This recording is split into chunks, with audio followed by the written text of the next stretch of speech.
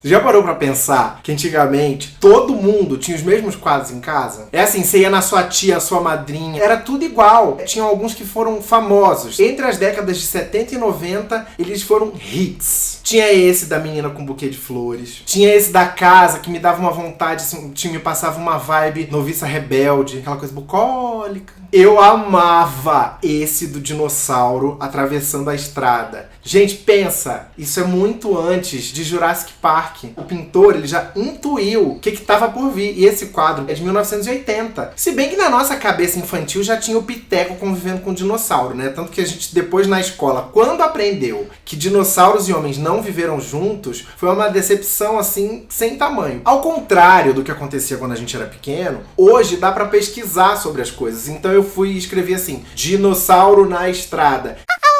E eu descobri que esse quadro, ele foi pintado por um suíço chamado, atenção que eu vou gastar meu alemão agora, hein? Aliás, eu vou gastar o meu italiano e o meu alemão, olha só, porque o nome dele é Giuseppe Reichmuth. Será que eu falei certo? Giuseppe Reichmuth. E se você acha que eu esgotei meu alemão, olha aqui como é o nome do quadro, ó. Dinosaurier auf der Autobahn. Bom, é dinossauro na rodovia. Esse quadro ele virou febre num monte de lugar do mundo e inspirou várias versões como essa aí maravilhosa de um dinossauro na praia. Essa é atribuída a um brasileiro chamado Valentin Kepke. Eu acho um pouco confusa essa geografia aí, porque onde está o Pão de Açúcar me parece um lugar onde pelo ângulo deveria ser o Morro Dois Irmãos e ali a Praia de Ipanema. Por outro lado, alguém pode dizer, mas é a Praia de Botafogo, Praia do Flamengo, ali o aterro com o Pão de Açúcar no fundo. Mas o ângulo me parece um pouco estranho. Outra coisa, esse dinossauro aí saiu da água? Porque assim, não me parece ser o tipo de bicho que respira na água. Ué, esse aí não é um dinossauro aquático. Mas ele poderia ter vindo caminhando pela areia da praia. Não poderia não, amor. Porque olha só, as pessoas estão correndo da areia pro lado de cá. Elas não estão correndo de lá pra cá. Deu pra entender? Porque assim, ó,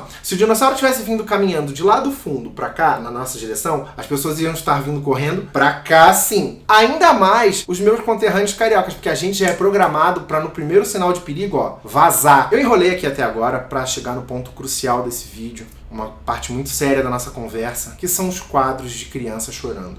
Eu duvido que alguma criança dos anos 80 e 90 não se pelava de medo quando via esse quadro dessa criança chorando. Ou qualquer variação dele. Porque tinha menina, menino, loiro, moreno, careca, cabeludo, eram umas crianças chorando. Não é nem tanto pela criançada chorando, porque até aí a gente também era criança chorando, então... Na verdade, é porque sempre surgia alguém contando que a irmã, da prima, da vizinha, da minha madrinha tinha um quadro desse e esse quadro pegou fogo sozinho. Sabe como é essas histórias? A lenda de que o quadro do menininho chorando pegava fogo surgiu na Inglaterra, mais precisamente devido a uma série de reportagens do tabloide The Sun. Quer dizer, fake news já existe há muito mais tempo do que a gente imaginava, né? Em 1985, os caras lá estavam desesperados atrás de notícia, eles fizeram uma merda que foi... Deram uma forçada de barra, porque souberam que os bombeiros tinham achado, no meio de um incêndio, o quadro intacto de uma criança chorando. E não é assim, umas coisas se salvaram, não. Era tipo assim, pegou fogo em tudo!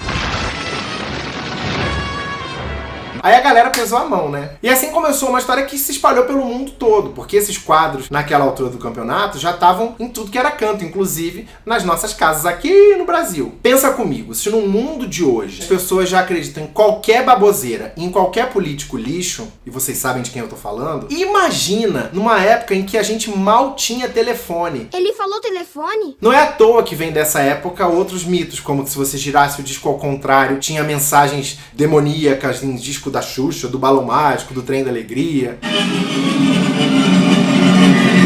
A galera começou a especular umas coisas muito absurdas com esses quadros. Por exemplo, se você virasse de lado esse do garotinho, você enxergava um peixe engolindo. E não era um peixe para em seu límpido aquário mergulhar, não. Era um peixe monstruoso engolindo o garotinho. Por isso que ele tava chorando. E aí teve esse outro quadro aí que alguém falou que se você virasse de cabeça para baixo, enxergava uma mão demoníaca segurando o pescoço da criança. Daí eu me pergunto, como que alguém tem a ideia de assim, tá aí, vou virar esse quadro de cabeça para baixo? Ou será que a pessoa tava deitada, olhou assim e falou, uma garra. Pode ser também. E esse outro eu amo demais. Que assim, alguém falou, repare que a manta da garota não é uma manta, é sangue escorrendo, porque deceparam o braço dela e esse braço do outro lado do quadro é o braço decepado, porque a menina não tinha como esticar o braço assim, ó, e aparecer aqui, sabe? O que pode perfeitamente ter sido apenas um desastre de pintura, uma pintura que o cara cagou. E essa daí especificamente nem parece tanto com as outras dele. Deve ter um monte de quadro que é atribuído ao autor dessa pintura do menininho e que nem foi ele que fez. Mas quem é o autor dessas coisas todas? Antes de eu contar, eu tenho uma coisa maravilhosa pra mostrar pra vocês, olha só. Hi folks, welcome to this site. Claro que eu berrei quando eu vi esse troço, né, no site. É um site dedicado ao autor. Foi um italiano de Veneza chamado Giovanni Bragolin, que na verdade se chamava Bruno Amadio, que nasceu em 1911 e morreu em 1981. É um cara que pintou de tudo. Paisagem, maçã, mas é muito, muito famoso por causa das crianças. Estima-se que ele tenha produzido, nesse site que eu encontrei sobre a vida dele, entre 1.000 e 2.000 telas. Agora, a quantidade de reproduções que fizeram disso é uma coisa absurda, né? Porque as pessoas, como a gente falou no começo, tinham mania assim, vamos no mercado, eu vou trazer uma tela. Você ia no mercado, você comprava um troço do dinossauro, você comprava essa molecada chorando. A lenda do quadro, imagino que a essa altura você já tenha lido em algum lugar, ou ouvido numa mesa de bar, que era assim, o cara, esse Bragolin aí, ele morava lá na Itália, ele não conseguia vender um puto de um quadro. Porque que eu saiba, faz muito tempo que você não vende uma tela! E aí, ele fez um pacto. Sempre pacto, né? Daquela época de disco até hoje, o presidente aí, é tudo pacto. Deus-me livre de pacto, credo. E que aí, depois do pacto, amor, foi aí que a coisa tinha decolado. Então ele começou a pintar essas crianças, e aí a galera, ó, começaram a falar que ele matava as crianças, que ele sacrificava a criança. E eu fico imaginando, sabe o quê? Apesar de eu ser uma das pessoas mais medrosas do Brasil, concorrendo a do mundo inteiro, eu acho que isso tudo é uma idiotice. Acho que o cara tava lá, no maior de boa, meu, pintando o quadro dele, sabe? Igual quando Chaves entra na casa da bruxa do 71... que ela tá lá, assim, tipo, cozinhando e ele enxerga um caldeirão, assim, de feiticeira. Desapareça! A gente vai agora analisar com seriedade os quadros de Giovanni Bragolin.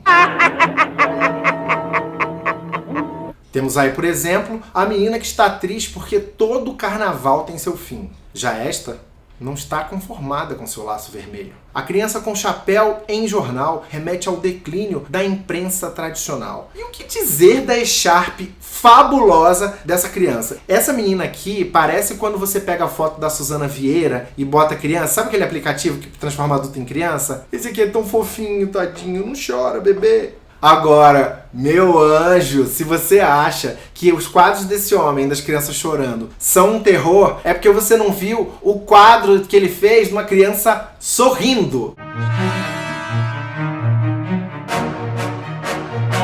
Eu tô com mais medo dessa garotinha sorrindo do que do meu cheque especial. Lembra que eu falei sobre o The Sun agora há pouco? O jornal, ele chegou a um ponto, ele viu que a coisa tinha crescido, tinha vendido jornal pra caramba. O que você faz? Você dá uma suíte. Suíte é uma matéria que é a continuação de uma matéria anterior. Até quadro que não era do Bragolin entrou na jogada. E mais, o jornal promoveu uma campanha falando pras pessoas, se você tem um quadro desse em casa, cara, você não tá seguro. Sua casa pode pegar fogo a qualquer momento. Manda pra cá esses quadros que a gente vai organizar uma grande fogueira que a gente vai queimar todos de uma vez. Os bombeiros já putos com essa história de queimar, mas enfim, o jornal tanto fez, que conseguiu organizar uma grande fogueira de quadros. E aí eu quero deixar pra vocês a mensagem final desse vídeo, que é sobre o quanto a superstição é uma merda, né, cara? Porque assim, eu acho os quadros feios? Acho. Eu acho uma bosta? Acho. Eu queria ter em casa? Não. Mas daí é queimar o quadro, eu já acho demais. A gente já viu momentos da história em que a superstição e o medo fizeram as pessoas queimarem livros. A gente está num momento especialmente delicado do Brasil, em que as pessoas estão cada vez mais ignorantes, e eu espero nunca ver